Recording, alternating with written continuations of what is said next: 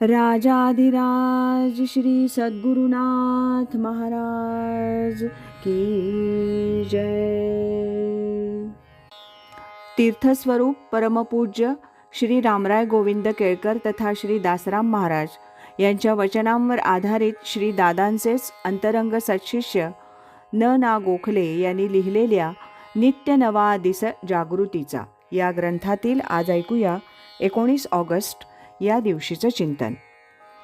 चूक झाल्यास त्याचे परिणाम माणसाला भोगावे लागतात. अर्थात अमुक चुकीमुळे अमुक परिणाम झाला हे तर्कानं सिद्ध करता येत नाही.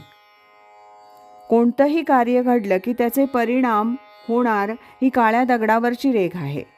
पाण्यात खडा टाकला की तरंगे उठणारच. किती प्रमाणात उठतील हे कार्याच्या जोरावर अवलंबून आहे. म्हणून चुकीच्या आणि बरोबर अशा दोन्ही कार्यांचे परिणाम होतातच, त्यातून सुटका नाही. काही परिणाम तात्काळ भौतिक पातळीवर, देहाच्या पातळीवर, दृश्य जगात दिसून येतात. उदाहरणार्थ, एखादा माणूस व्यसनी असला तर त्याच्या शरीरावर होणारे त्याचे परिणाम तात्काळ दिसून येतील, हे कुणालाच टाळता येणार नाहीत. याविषयी एक वचन मला आठवलं. दारू पिणाऱ्या माणसाला पश्चात्ताप झाला तर परमेश्वर त्याला एक वेळ क्षमा करेल, पण शरीर करणार नाही.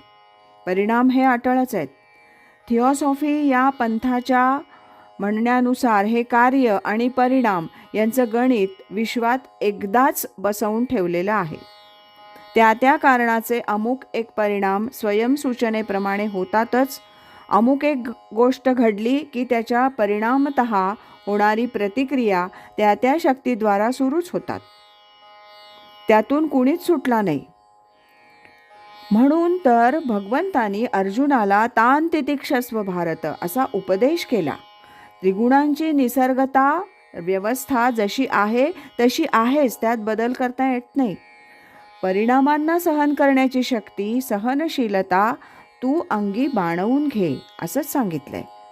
या कार्यात अंतिम चूक आणि बरोबर किंवा गैर आणि योग्य अशा दोन्ही कृत्यांचा समावेश आहे. परमेश्वर न्यायी आहे.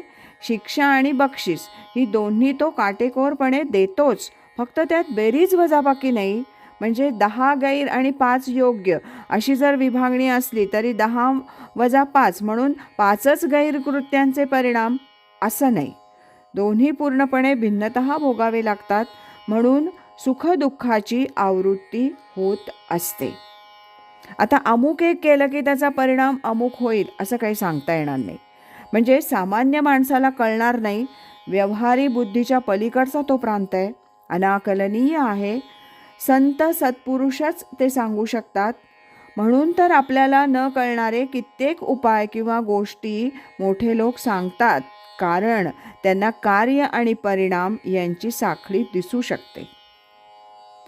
या सर्वावर सर्वोत्तम उपाय म्हणजे निरपेक्ष बुद्धीनं केलेलं नामस्मरण हाच होय. चित्तशुद्धी आणि ईश्वर साक्षात्काराकडे वाटचाल हे त्याचं फलित निश्चित आहे. ह्याला गुरुकृपेची साथ असल्याशिवाय मात्र हे घडत नाही, हे तितकंच सत्य आहे. राजाधिराज श्री सद्गुरुनाथ महाराज की जय.